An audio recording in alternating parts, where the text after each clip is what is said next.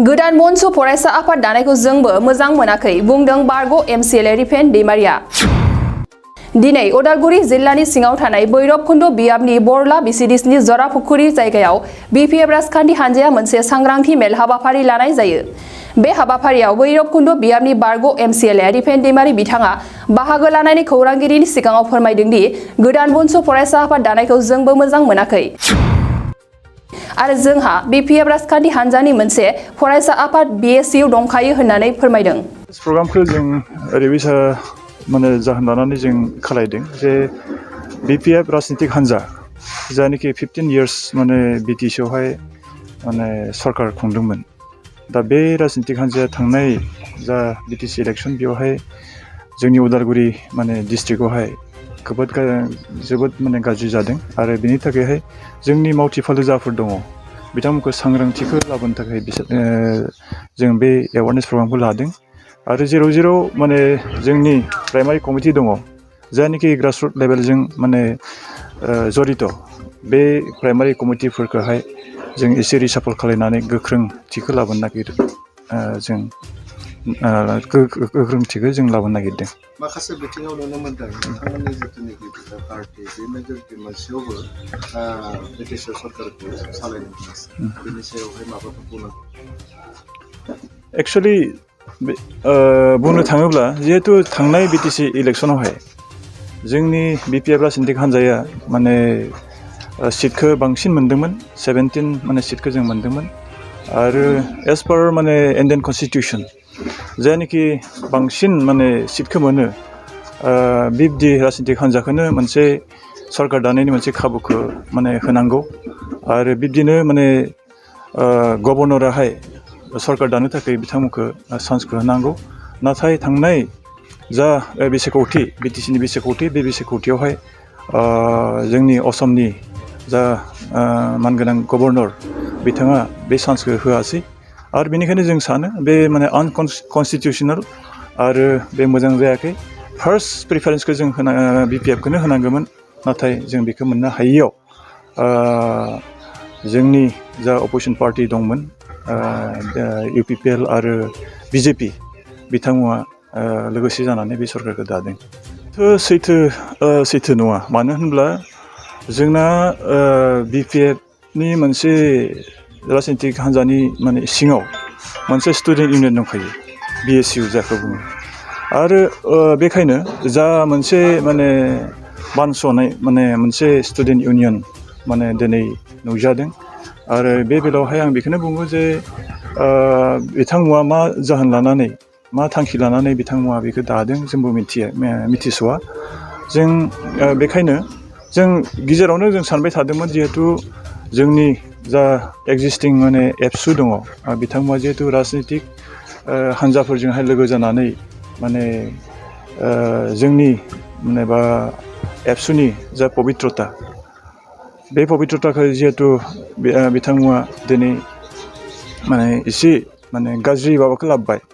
बेखायनो बिब्दि मोनसे माबाया स्प्लिट जानायनि मोनसे चान्सआ थायो आरो बिब्दिनो जायनाखि सानदोंमोन जे एबसुआ जिखुनु मोनसे राजनितिक हान्जाजों थायालाफानो गावनि इन्डिपेन्डेन्टलि खामानिफोरखौ मावलांगोन। स्टुडेन्ट जा फरायसुलि दङ बिथांमोननि जाफोर आंखाल दङ जाफोर समयसा दङ बिथांमोनखौ बेफोर समयसाफोरखौ समाधान खालामनायनि थाखाय बिथांमोना नाजालांगोन बेखौ साननानै जिहेतु बहुदा सानदों जोंनि बर' हारिनि रायजो राजाफोरा आरो जोंबो सानो बिब्दिनो आरो खिन्थु राजनितिक हान्जाजों थानाय लोगो लोगो बे स्प्लिटआ जे फैगोन जोंबो बेखौ सानना दंमोन आरो दा बे समावहाय जिहेतु BPFआ खोब मोनसे समाव 15 बोसोर खुंबोबाय गोजाम आफाद हिसाबै दिनै जिहेतु मेजरिटि मोननाबो नोंथांमोना सरकारखौ दानायनि खाबु मोनासै बे समाव रायजो राजाफोरखौ दानि समावहाय फैगोन बिसायख'थिनि समाव नोंथांमोना मा होननानै खावलायहरनो नागिरदों मा होनना मेसेज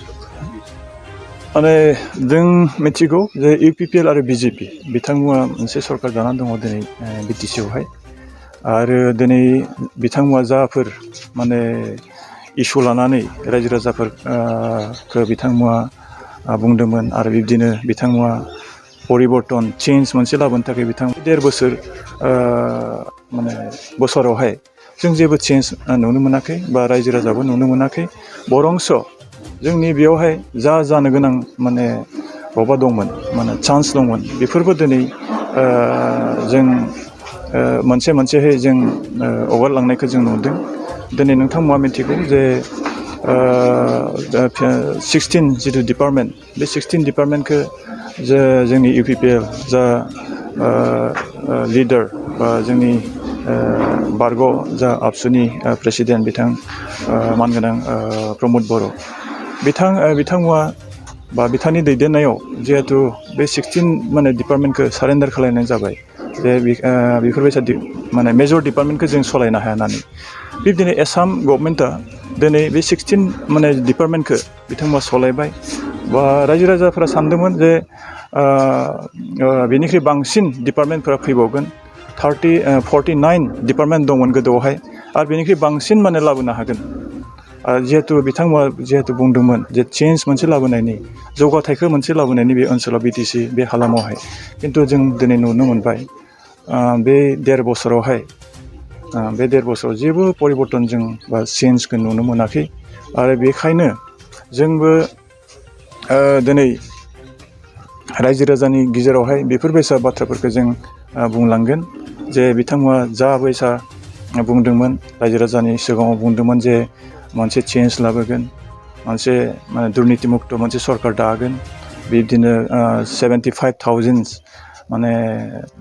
महिला सेल्फ हेल्प ग्रुपफोरनोहाय बिथांमोना होनायनि बाथ्राखौ बुंदोंमोन आरो बिब्दिनो न'खर न'खर 1 बुथ माने 1 जब बे बाथ्राखौबो बिथांमोना बुंदोंमोन नाथाय बेबो माने फेलार आरो बिब्दिनो बिथांमोना न'खर न'खर पावार टिलार जाफोर माने खेथियक दङ बिथांमोना होनायनि बाथ्राखौ बुंदोंमोन बेबो गैया आरो बिब्दिनो बिथांमोना जाफोर थांखि लादोंमोन गासिबो फेलार आरो बेखायनो दिनै रायजो राजाफोरा दिनै बुजि मोनदों जे बिथांमोननि गेजेरजों माने दिनै जौगाथाया जे फैगोन मोनसे सन्देह दङ बे समाव नुनो मोनदों CSP बर्डआ जोंनि BTR खालामनो थाखाय बा BTC खालामनो थाखाय गोनांथार मोनसे माने बर्ड बेखौ दासिमबो दाफुंनायखौ नुनो मोनाखै बेनिफ्राय नोंथांमोना मोनसे बेरेखा हान्जानिफ्राय नोंथांमोननिफ्रायबो नारसिननाय गैया नामा दिनै थांनाय सनिबारखालि भेरगावआव जों सावरायदों बे बेलायावहाय जिहेतु CSB आरो बिदिनो गोबां माने BTC हालामाव गोबां माने शिक्षित जाफोर माने सुबुं दङ बिथांमोना बिदिनो 3rd ग्रेड बा 4th ग्रेड बे साख्रिखौ बिथांमोना मोननो हादोंमोन दिनै नाथाय UPPL बा BJPनि मोनसे मित्रजुट माने सरकार फैनायनि उनावहाय बे 3rd ग्रेड आरो 4th ग्रेड बे माने बे माबाखौ बे माने एपइन्टमेन्ट जिथु माने होनायनि जिथु पावार बेखौ स्टेट गभर्नमेन्टनो माने बिथांमोना सारेन्डार खालामदों जायनि थाखाय दिनै जा CSB बर्ड दंमोन बे CSB बर्डआबो दिनै माने डिजल्भ जाना थाबाय आरो बेखायनो जोंनि BPF राजनितिक हान्जाया माने बे बेलायावहाय फैबाय थानाय जा एसेम्बलि काउन्सिल जगोन बे काउन्सिलावहाय बेखौ रेज खालामनायनि बाथ्राखौ दाखालि जों सावरायबाय आरो बे बेलायावहाय जोंनि जा मित्रजुट सरकार UPPL आरो BJP बिथांमोना मा थांखि लायो बेखौ जों मिथिला जायखिजाया बेनि गेजेरजों जोंनि गोबां माने बे BTC हालामाव थानाय माने सुबुंफोरा माने मोननो हादोंमोन बे साख्रिखौ दिनै बेबो जों बेनिफ्रायबो जोंनि जाफोर शिक्षित माने आनएमप्लयड इउथ दङ बिथांमोना माने डिप्राइभ जागोन आरो बेखायनो आंबो पार्सनेलि आं UPPLनि जाफोर माने राजनितिक हान्जानि लिडार दङ बिथांमोनखौ माने खावलायो बिथांमोनाबो जाहाथे बे 3rd ग्रेड आरो 4th ग्रेड बे माने एपइन्टमेन्ट जिथु माने पावार बे पावारखौ बिथांमोना जाहाथे स्टेट गभर्नमेन्टनिफ्राय आरोबाव माने बख'ना लाबोयो बेनि थाखाय बिथांमोननिसिम खावलायनाय थाबाय गोजोनथाव खौरां ब्राफिडनि बानजायनायाव क'क्राझार राजमेला फोथाराव रायजोआरि आखाइ इसान दिन्थिफुंनाय बे दिन्थिफुंनाया 7 मार्चनिफ्राय 20 मार्चसिम सोलिगोन हारिमुआरि दानाय लुनाय आर'नाइ गामसा दख'ना जि जोम दिन्थिफुंनायजों लोगोसे बायनो हागोन